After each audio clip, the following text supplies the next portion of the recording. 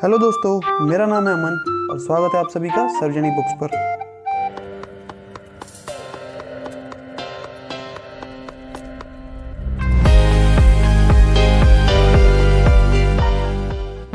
क्या आप जानते हैं, लोगों से बात करना, उन्हें अट्रैक्ट करना, उन्हें इम्प्रेस करना एक आर्ट है। हम कैसे किसी से स्ट्रॉन्ग कनेक्शन बना सकते हैं, उनसे बात करके उनका दिल कैसे जीत सकते हैं, दूसरों से बात कैसे करना चाहिए, इमोशनल लेवल पे कैसे कनेक्ट हो सकते हैं, ये चीज़ें जानने के बाद आपको सोशल लाइफ काफ़ी इम्प्रूव हो जाएगी। कैसे, आइए जानते हैं। आजकल हम लोगों का अटेंशन स्पैन इतना कम हो गया है कि हम ज़्यादा देर तक किसी भी चीज़ पर कॉन्सेंट्रेट नहीं करते। फॉर एग्जाम्पल, लोग न्यूज़पेपर्स में 90% न्यूज़ की सिर्फ हेडलाइंस पढ़ते हैं और उस हेडलाइन के पास सिर्फ 2 सेकंड का समय होता है हमारा अटेंशन खींचने के लिए, वरना हम सिंपली आगे बढ़ जाते हैं और अंदर का कंटेंट इग्नोर कर देते हैं। रियल लाइफ में भी ऐसा ही होता है। हमारा जो इंप्रेशन होता है दूसरे लोग बहुत जल्दी बना लेते हैं, शायद 2 सेकंड में ही।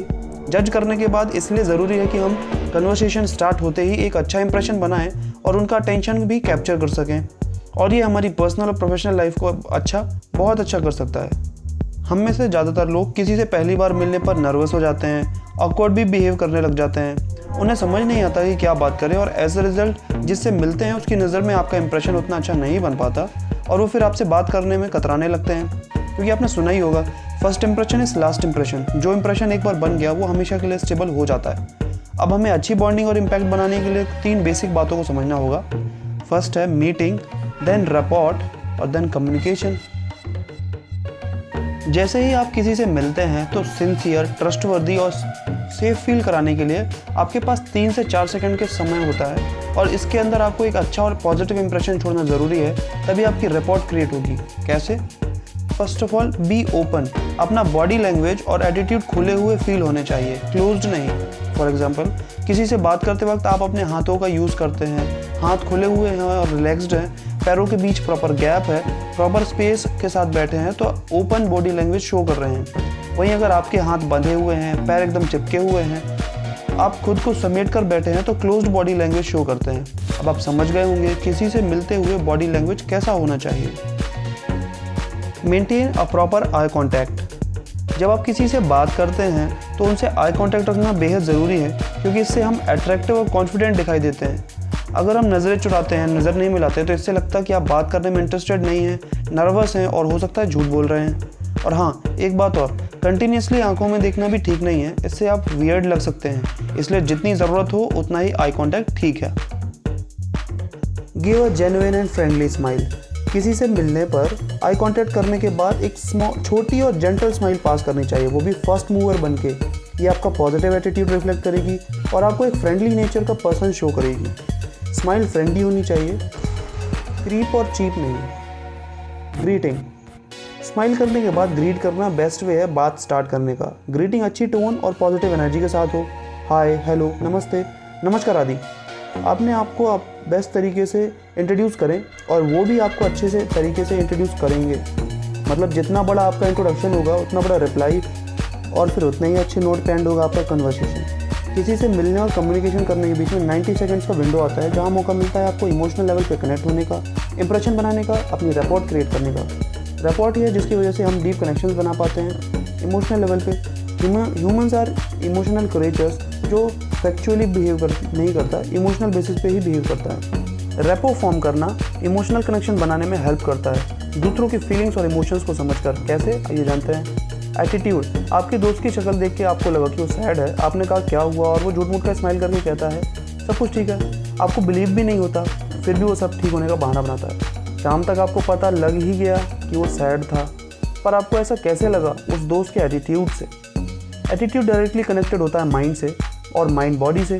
Facial expressions, voice tone, body language से लोगों को समझ आ ही जाएगा कि आपका एटीट्यूड कैसा है, आपका मूड कैसा है। So try to be warm, supportive, relax and confident. Synchronisation. अगर आपको क्रिकेट पसंद होगा तो आपकी दोस्ती क्रिकेट खेलने वालों से बहुत जल्दी हो जाएगी और आप उनके साथ टाइम स्पेंड करने में सबसे ज़्यादा कंफर्टेबल होंगे। अगर आप रेसलिंग देखते हैं, फाइटिंग देखते हैं, तो रेसलिंग खेलने वाले लोगों के साथ आपकी दोस्ती जल्दी होगी। उनके साथ बात करना, टाइम स्पेंड करना ज़्यादा ईजी लगेगा। सिमिलर फ्रिक्वेंसी जल्दी कनेक्ट होती हैं, इसलिए ही हम अपनी जैसी सोच और समझ के लोगों को जल्दी पसंद करते हैं। बल्कि जो लोग हमसे ऑपोजिट होते हैं उनके साथ कनेक्ट होना ईजी नहीं होता। दूसरों से बात करते वक्त 2 चीज़ों पर ध्यान दें और आप इजीली सिंक कर पाएंगे। बात करते वक्त आपका कनेक्शन 40% डिपेंड करता है वोकल्स पर, यानी बात करने के टोन पर, और 60% तक विजुअल्स पर, यानी बॉडी लैंग्वेज पर। बात करते वक्त मिररिंग करके भी इजीली सिंक कर सकते हैं। जैसे सामने वाला अगर बात करते करते अपने दोनों हाथ साथ रखता है तो आप भी हल्के से अपने दोनों हाथ साथ रख लें। अगर वो हंसे और ताली देने के लिए अपने हाथ बढ़ाए तो आप भी जोश से अपने हाथ आगे बढ़ाएं। परंतु अगर हर बात में सेम टू सेम कॉपी करेंगे तो आप वियर्ड लग सकते हैं। वोकल्स, अगर कोई आपसे एक्साइटेड मूड में बात करे और कहे अरे मेरे यार कैसा है, बड़े दिन बाद मिला, तो आप भी सेम एक्साइटमेंट में रिप्लाई कर सकते हैं। जैसे एकदम ऑसम यार, एग्ज़ाम्स की प्रिपरेशन में बिजी था, और कैसा। याद रखें, विजुअल और वोकल दोनों में कॉन्फिडेंस लेवल सेम होना चाहिए। इन सभी प्रिंसिपल्स को सुनकर प्रैक्टिकली अप्लाई करना भी ज़रूरी है। वीडियो देखकर हमने इन्फॉर्मेशन तो इकट्ठा कर ली, पर अगर आप यूज़ नहीं करते तो ये इन्फॉर्मेशन ऑब्सोलेट हो जाएगी, यूजलेस हो जाएगी। So learn them practically also. Third और इम्पॉर्टेंट पॉइंट है कम्युनिकेशन। बेहतर तरीके से कम्युनिकेशन करने की कुछ techniques. Open and closed questions. एक कन्वर्सेशन में आपके पूछे गए क्वेश्चंस कन्वर्सेशन या बातचीत कितनी इंटरेस्टिंग और लंबी होगी ये डिसाइड करते हैं। क्वेश्चंस पूछते वक्त बहुत सारी बातें कर सकते हैं, बट राइट क्वेश्चंस करके जो होते हैं 2 प्रकार के, ओपन और क्लोज्ड क्वेश्चंस। क्लोज्ड क्वेश्चन वो जो कन्वर्सेशन को छोटा करते हैं और क्लोज कर देते हैं, और ओपन क्वेश्चंस वो जो बात करने के लिए एनकरेज करता है। फॉर एग्जांपल, आप किसी से मिले और कहा hi I am Anil, how are you. Reply मिलेगा हेलो मैं अंकित, आई एम गुड।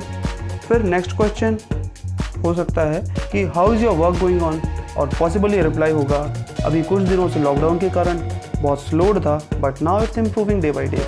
अब यहाँ इन क्वेश्चंस का सिर्फ हाँ या नहीं में आंसर देना पॉसिबल नहीं है, और रिप्लाई कुछ बड़ा ही आएगा। लेकिन अगर इसके बाद भी रिप्लाई ना आए तो बेटर है आप खुद ही एक्सक्यूज़ करके कन्वर्सेशन एंड कर दीजिए। दैट मीन्स सामने वाला बात करने में इंटरेस्टेड नहीं है। थ्रेडिंग, सिर्फ क्वेश्चंस ही ना पूछते रहें, बल्कि पूछने के बाद एक्टिवली उन्हें सुने भी, क्योंकि बिना ध्यान से सुने आप उनकी फीलिंग्स को प्रॉपरली समझ नहीं पाएंगे। थ्रेडिंग करके बात जितना भी चाहें उतनी देर तक कर सकते हैं। पिछले आंसर से कनेक्टेड क्वेश्चंस होगा तो इससे आप कितनी भी देर तक कर सकते हैं, और हर इंसान पसंद करता है कि कोई उसे सुने।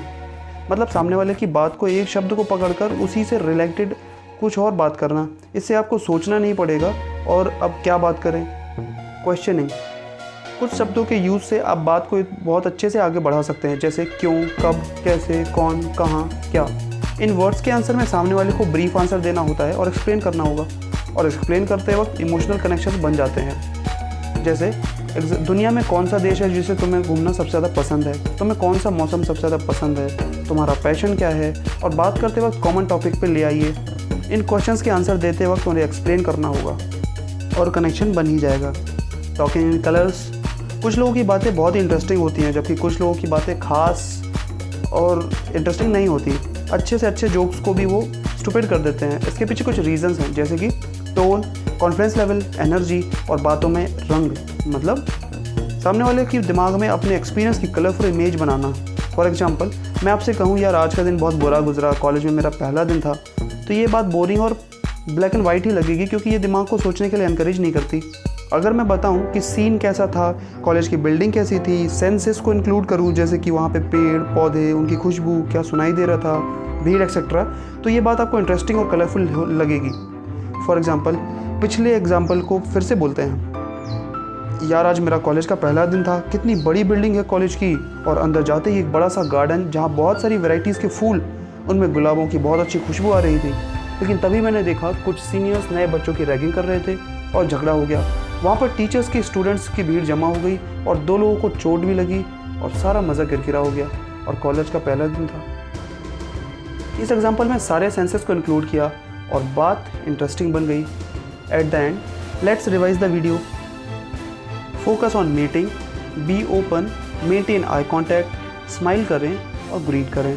Then rapport building, attitude, synchronise करें वोकल और विजुअल से। And last, communication, open questions, threading करें, सवाल पूछना और कलर्स में बात करना। ये बातें मैंने आपको बताई how to make people like you in 90 seconds by Nicholas बूथमैन।